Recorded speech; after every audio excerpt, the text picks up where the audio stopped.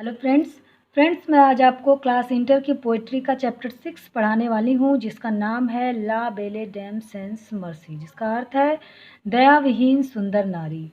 John Keats इसके composer हैं। About the poet पढ़ते हैं पहले। John Keats was born in London in 1795 में जॉन किट्स का जन्म हुआ था। He was educated at a private school at Enfield and at age of 15 was apprenticed to a surgeon. इनकी शिक्षा दीक्षा प्राइवेट स्कूल एनफील्ड में हुई थी। 15 के एज में ये एक सर्जन के शिष्य बन गए थे। अप्रेंटिस उनसे ये सीखने के लिए गए थे। But he gave up medicine in favour of poetry, लेकिन इनको पोइट्री बहुत अधिक पसंद थी, इसलिए इन्होंने उनका साथ छोड़ दिया और ये पोइट्री में आ गए। In 1817 में ही published his first volume of verse, but it attract little notice. इनका जो है इनका पहला पद्य का जो इन्होंने लिखा था वह पहली बार पब्लिश हुआ था इन 1817 में, लेकिन इसने लोगों का ध्यान बहुत ही कम आकर्षित किया। His family troubles started for his frustration. इनकी फैमिली में बहुत अधिक परेशानियां हो गई क्योंकि ये बहुत फ्रस्ट्रेशन में आ गए थे। ही गॉट फैनी ब्राह्मण फॉर हिज लव अफेयर, इनको फैनी ब्राह्मण से प्यार हो गया था। But it could not run smooth, लेकिन इनका जो प्रेम था बहुत अच्छे से नहीं चल सका। हिज मैलिडी का मतलब होता है बीमारी। इनकी बीमारी, ये बीमार हो गए जब इनका ब्रेकअप हो गया तो बीमार हो गए। तो इनकी बीमारी जो थी हाउएवर बिकम वर्स, बहुत अधिक बुरी होती चली जा रही थी। And mental and physical distress, मानसिक रूप से शारीरिक रूप से इनकी बीमारी बहुत अधिक इनको दुख दे रही थी। डिस्ट्रेस मतलब दुख। Cast his despair regarding his failure to love, इसका एक ही कारण था, उनकी निराशा। उनके प्रेम में इनका जो फेलियर था इसकी वजह से ये बहुत अधिक निराश हो गए थे। He died at the young age of 26, इनकी मृत्यु 26 की एज में ही हो गई थी। Some of his great poems are ode to nightingale, ode to autumn, the terror of death, on first looking into Chapman's Homer and on the ग्रेशियनर।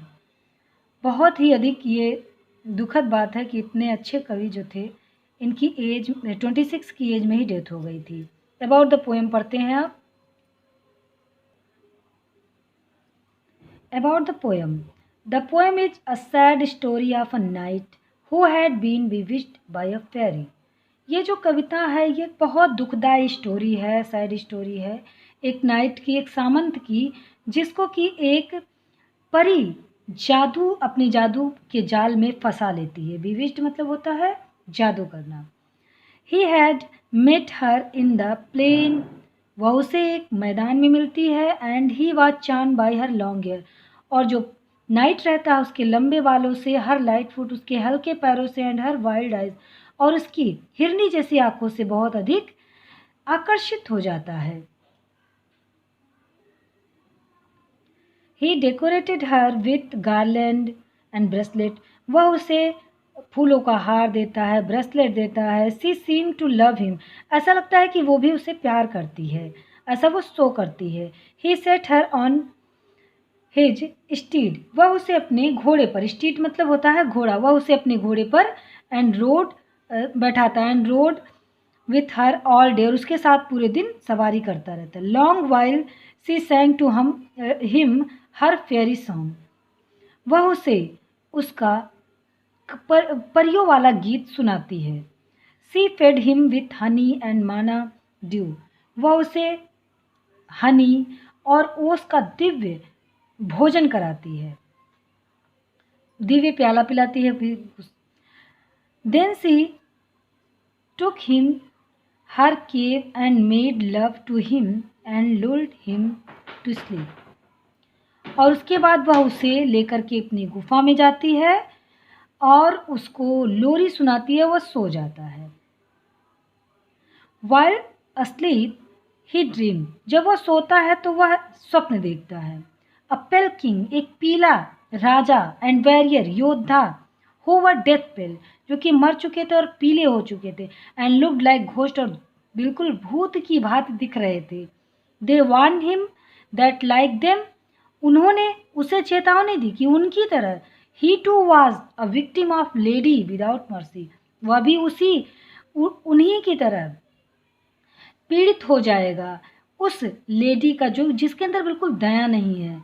When he woke up, जब वह जगा, he found the fairy gone and himself by a cold hillside, उसने देखा कि वह जो परी है जो वो जा चुकी है और वह ठंडी पहाड़ियों के बीच में खड़ा है। देखिए पोएम शुरू होता है, O what can ail thee knights at arm. जो पोएट है वह उस नाइट से पूछता है, सामंत से पूछता है, O what can ail the, L का मतलब होता है कष्ट, तुमको क्या कष्ट है, कौन तुमको कष्ट दे रहा है। नाइट एट आर्म, वो सामंत, सामंत जो कि सुसज्जित है, अपने अस्त्र शस्त्र लिए हुए है, उसको संबोधित करते हुए पोएट कहता है, O what can ail thee knight at arms, हे सामंत तुमको क्या कष्ट है, तुम इस प्रकार से दुखी क्यों हो। एलोन, अकेले घूम रहे हो, एंड पेली लॉइटरिंग, और तुम्हारा चेहरा इतना पीला दिख रहा है, तुम इतने कमजोर दिख रहे हो और उद्देश्यहीन भटक रहे हो, ऐसा क्यों है। The sage has withered from the lake, जो पौधे थे जो भूमि पर दलदली या नमी वाली भूमि पर उगते थे वो सब अब नहीं है, सूख गए हैं। विदर्ड फ्रॉम द लेक, और जो लेक है, झरना है, वो भी सब सूख गया है। एंड नो बर्ड सिंग, और कोई भी चिड़िया गीत नहीं गा रही है। ऐसे मौसम में तुम अकेले निरुद्देश क्यों भटक रहे हो, ऐसा कवि उससे पूछता है। चलिए अब अगला पोएम देखते हैं। O what can ail thee knight at arm, हे सामंत तुमको क्या कष्ट है, तुम इतनी पीड़ा में क्यों हो। सो हैगर्ड, हैगर्ड मीन्स होता है थके हुए, तुम इतने थके हुए क्यों हो। एंड सो वो बिगॉन, और तुम इतने उदास, बिगॉन मीन्स होता है उदास, तुम इतने उदास क्यों हो। द स्क्वायरल्स ग्रैंडरी इज फुल, मतलब कि गिलहरी जो है उसने अपने भंडार को भर लिया है।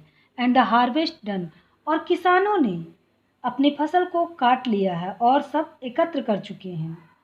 अब इस मौसम में ना कोई घर से बाहर निकल रहा है, ना कोई पशु, न मानव, तुम लेकिन यहाँ पर क्यों टहल रहे हो, तुमको क्या कष्ट है, तुम क्यों उदास हो, ऐसा पोएट उस सामंत से पूछता है। अब देखिए अगला पढ़ते हैं। आई सी अ लिली ऑन दाई ब्रो, तुम्हारे मस्तक पर मैंने लिली की भांति, कमोदनी की भांति सफ़ेदी देखी है, मतलब तुम्हारा जो मस्तिष्क है वह रक्तहीन लग रहा है। With anguish moist and fever due, और तुम्हारे चेहरे पर इतनी चिंता दिख रही है, ऐसा लगता है कि तुम बहुत अधिक चिंतित हो, और तुम्हारे चेहरे पर बिल्कुल पसीने की बूंद दिख रही है, पसीने जैसी नमी है, और तुम्हारे उत्तेजना के कारण तुम बहुत अधिक परेशान दिख रहे हो।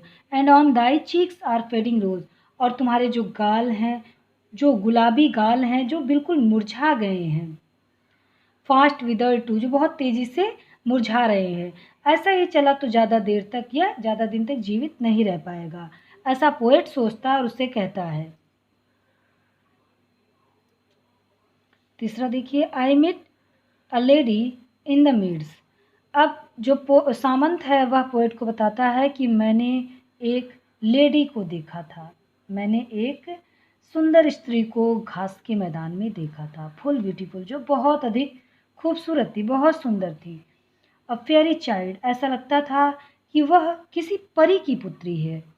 हर हेयर वॉज लॉन्ग, उसके बाल बहुत लंबे थे। हर फुट वॉज लाइट, उसकी चाल बहुत अच्छी थी और उसके पैर बहुत हल्के थे। And her eyes were wide, और उसकी जो आंखें थीं वह बहुत ही खूबसूरत थी और ऐसा लगता था कि वह आमंत्रण से सराबोर हों।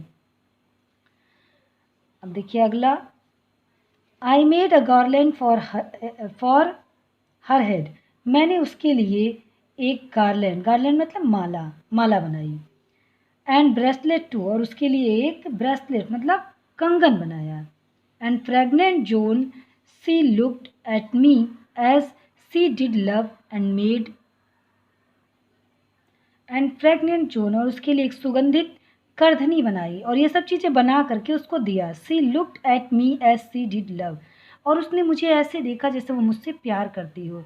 एंड मेड स्वीट मून, और मेरे लिए बहुत ही मधुर गीत गाया। बस आज मैं 5 ही पढ़ाऊँगी और अगला मैं नेक्स्ट डे पढ़ाऊँगी, क्योंकि ये थोड़ा सा लॉन्ग है। 5 तक मैंने पढ़ाया, 6 से मैं नेक्स्ट डे पढ़ाऊँगी। तो ये वीडियो आपको कैसा लगा प्लीज़ ज़रूर बताइएगा।